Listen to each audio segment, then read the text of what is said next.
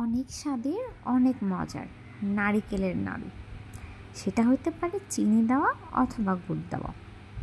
আসলে খেতে কিন্তু অনেক মজা লাগে, তাই না? কিন্তু এটি বানাতে যে শ্রমটা যায় তা কি আপনারা কখনো ভেবে দেখেছেন?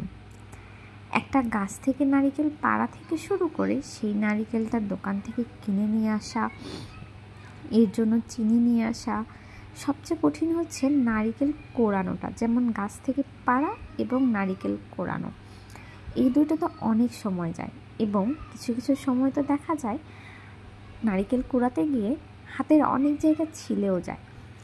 এরপর কড়াইয়ে জাল দিয়ে আপনি যখন একটা সুন্দর নারিকেলের ডো তৈরি করছেন, সেটা চিনি হোক বা গুড় হোক, সেটা ঠিকমতো একটা তাপ মানে মাত্রা বা পরিমাণ দিয়ে করতে হয়, ঠিক আছে?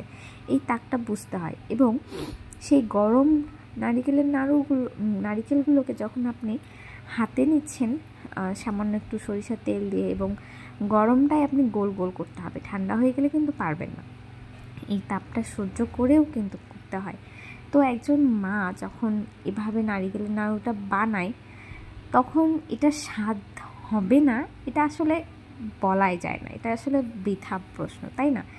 যে কাজে এতটা শ্রম দেওয়া হয়, এতটা